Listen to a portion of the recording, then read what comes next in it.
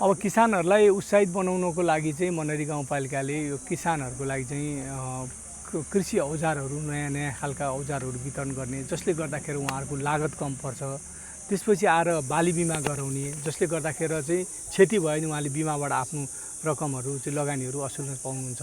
र त्यति मात्रै होइन, अरू यो माटो चाहिँ चेक जाँच गराउने, त्यसपछि आएर विभिन्न समयमा चाहिँ हाम्रो प्राविधिकहरूले अनुगमन गराएर त्यहाँका समस्याहरू पत्ता लगाउनु र बेलैमा निरूपण गर्ने कुरा गराउने गरी मैले ओडैमा हिजोको दिनमा पालिका आउनु पर्थ्यो किसानहरू केही समस्या पर्दा, अहिले मैले ओडैमा कृषि प्राविधिकहरू राखेर किसानहरूलाई सहजीकरण गरिरहेको छु। ती दुध भए पनि पालिकाले जिम्मा लिइदिन्छ। किसानहरूको लागि चाहिँ म आउने बित्तिकै यहाँको मुख्य स्रोतको विषय किसानहरूले, यो किसान नै हो, यहाँको मेन पेसा नै किसानहरू कृषि हो भनेर मैले किसानहरूको लागि चाहिँ विभिन्न बजेटहरूमा चाहिँ बजेट छुट्याउँदै आएको थिएँ।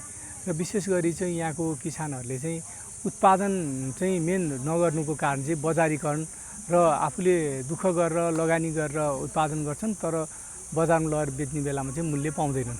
त्यो मध्यनजर गरेर विशेष गरी यो साबिक यो हाँडीखोलामा चाहिँ धेरै तरकारीहरू खेर गएकोले त्यहाँ एउटा कोल्ड स्टोर निर्माण भइरहेको छ। अब हामी सञ्चालन ल्याउँदैछौँ। त्यो कोल्ड स्टोरले पनि उहाँहरूलाई धेरै राहत महसुस हुन्छ भन्ने बुझेको छु। कोल्ड स्टोर चाहिँ विशेष गरी चाहिँ यो आलु चाहिँ त्यसपछि प्याजहरू, अरू टमाटरहरू, अरू के आइटम छन् हाम्रो प्राविधिकहरूले त्यहाँ अब बुझ्दैछन्, तालिम लिँदैछन्।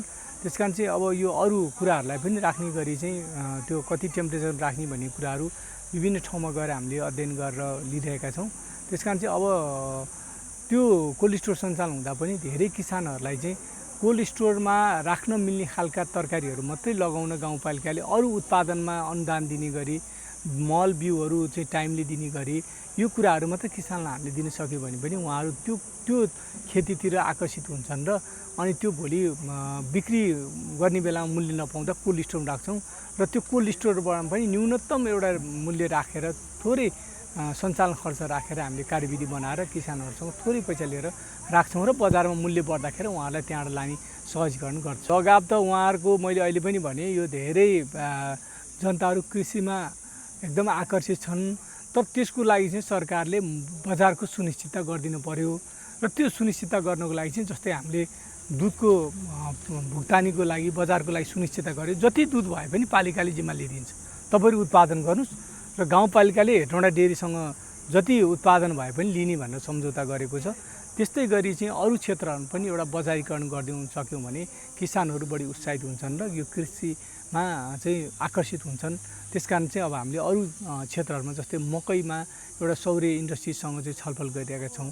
न्यूनतम मूल्य उसले चाहिँ कति राख्छ त्यो अनुसारको बढ्दाखेरि उसले बढाएर दिने, तर न्यूनतम यति मूल्यमा चाहिँ किसानहरूले उत्पादन गरेको मकै सबै लिइदिन्छु भन्न हामीले सम्झौता गर्न सक्यौँ भने किसानहरू, धेरै किसानहरू मकै लाउँछन्। जस्तै 1 नम्बरमा 2 नम्बरका अरू ओडाहरूमा पनि मकै बालीहरू चाहिँ अझ ओडामा पनि किसानहरूले मकै लगाउँदाखेरि उहाँहरूले मूल्य पाउँछन् भन्ने, बजार पाउँछ भन्ने विश्वास लिएको छु। के तपाईँ ट्याक्स तथा अकाउन्टिङ ट्रेनिङ लिन चाहनुहुन्छ? यदि चाहनुहुन्छ भने हेटौडामा विगत लामो समयदेखि अकाउन्ट र अडिट पेसामा आबद्ध चार्टर अकाउन्टेन्टहरूद्वारा ट्रेनिङ गराइदिन्छ।